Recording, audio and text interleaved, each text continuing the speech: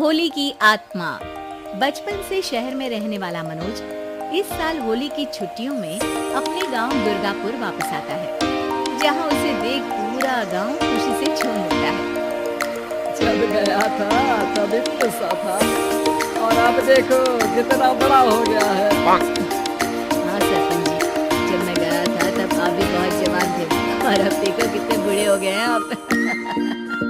चला चलो बढ़िया है, बच्चा घर वापस आ गया। इसी खुशी में आज रात पार्टी होगी। क्या बात है, गांव में भी पार्टियां होने लगी। वैसे अगर पार्टी की बात है तो आज क्यों सीधा होली पार्टी करते हैं। होली पार्टी के बाद चहल-पहल में अचानक सन्नाटा छा जाता है, जिसे देख मनोज को कुछ अजीब लगता है, लेकिन तभी सरपंच बात पलट देता है। बहुत देर हो गई, चलो सब अपने घर चलो, पार्टी के बारे में कल सोचते हैं।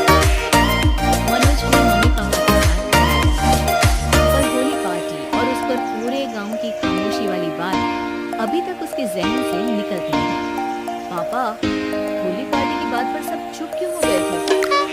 अरे होगी उनकी कोई अपनी बात। मुझे गांव की पंचायत ही थोड़ी पता है। चलो सो जाते हैं, कल बात करते हैं। पापा की बात मानते हुए मनोज भी सोने चला जाता है। आज तो छुपा लिया, लेकिन हफ्ते बाद जब होली का दिन आएगा तब इसे कैसे रोकोगे? अगली सुबह सूरज के साथ में मनोज भी गांव घूमने निकल जाता है, जिस पर रास्ते में उसे अपनी ही उम्र की कुछ लड़की भी मिलती है, जिनसे दोस्ती कर अब वो उनके साथ घूमने लगता है। इसी तरह कुछ दिन बीत जाते हैं और होली नजदीक आने लगती है। दोस्तों, होली में 4 दिन ही बचे हैं, पर गांव में उसकी कोई तैयारियां क्यों नहीं दिख रही? क्योंकि यहाँ होली नहीं मनाई जाती। पर ऐसा क्यों? वो राजा भूषण, अरे तुम 4 दिन के लिए आए हो, क्या इतना सोच रहे हो? चलो कुछ खाने चलते हैं। इसी के साथ ये बात है।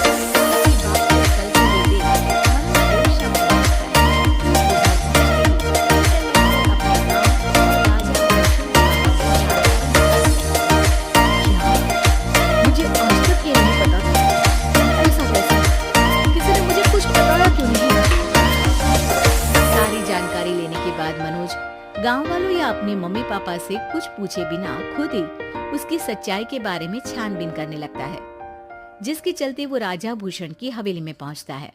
वाओ, क्या हवेली है यार। पर क्या यहाँ सच में कोई भूत है? हेलो भूत जी, कोई है क्या? हम इस साल गांव में होली सेलिब्रेट कर रहे हैं, क्या आप उस पर थोड़ा इंटरव्यू देंगे? मनोज के ऐसे बोलते ही गांव में तूफान उठ जाता है और हवेली में रखी सारी चीजें हिलने लगती हैं। एक अदृश्य शक्ति मनोज को धक्का देकर हवेली से बाहर निकाल दरवाजा बंद कर देती है। ये सब देख मनोज हैरान रह जाता है। क्या अभी मुझे हवा ने धक्का देकर बाहर निकाल दिया?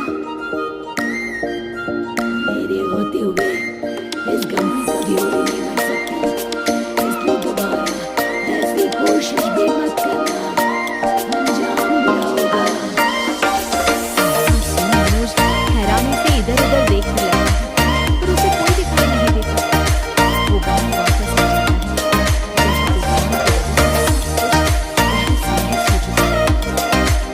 जहाँ आखिर ये तूफान आया कैसे? ना ऐसा कोई मौसम था और ना ही हमने होली का त्योहार मनाने की बात की थी। सरपंच की बात पर कोई रिएक्शन दिए बिना मनोज चुपचाप अपने घर चला जाता है।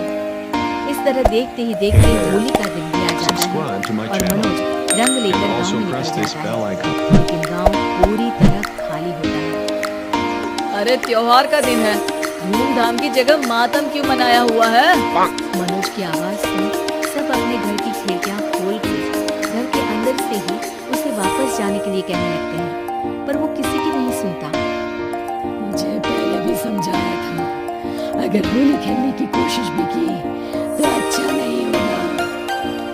अरे बात मान लो बेटा, तुम्हें सच नहीं पता।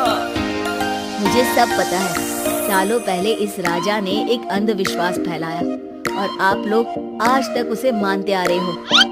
अरे बेटा, जब तुम पैदा भी नहीं हुए थे उससे भी बहुत पहले से इस गांव पर होली का श्राप है। अगर गांव में होली का त्योहार मनाया जाता है तो प्रलय आना पक्की बात होती है। राजा भूषण इस सब में नहीं मानते थे और और त्योहार मनाने लगे, जिसके चलते होली वाले ही दिन पहले उनके बेटे की और फिर उनकी मृत्यु हो गई। तभी से गांव की रक्षा के लिए उनकी आत्मा उस हवेली में रह रही है। सबकी बातें सुन मनोज उलझन में पड़ जाता है। सोचना भी मत मनोज, अगर तुमने इस परंपरा को तोड़ने की कोशिश भी की तो उसका परिणाम इस गांव और गांव के लोगों के लिए अच्छा नहीं होगा। मुझे भी यकीन नहीं हो रहा कि आप लोग एक बेतुकी बात को मानकर सालों से रंगों के त्योहार को मातम की तरह मनाते आ रहे हो। मनोज किसी की कोई बात ना मानते हुए पूरे गांव में रंग बिखेर देता है, जिसके तुरंत बाद वहां तूफान के साथ बिजलियां गरजने लगती हैं। अचानक मौसम में ऐसा बदलाव देख जहां मनोज कंफ्यूजन में आ जाता है, वहीं गांव वाले डर से सहम जाते हैं। Subscribe to my channel and also press this bell icon. इस लड़के ने हमारे जैसे सिर्फ अपने स्वार्थ के लिए नहीं बल्कि पूरे गांव की खुशी के लिए यहाँ होली मनाई है। जिस वजह से अब इस गांव पर होली का शाप टूटता है। ऐसा होकर राजा का भूत वहां से गायब हो जाता है, जिसके बाद गांव के लोग धूमधाम से होली मनाते हैं। खुशियों के रंग गांव में बिखरे ही होते हैं कि अगली सुबह अचानक मनोज कहीं गायब हो जाता है और एक बार फिर गांव में होली का नया राज शुरू हो जाता है।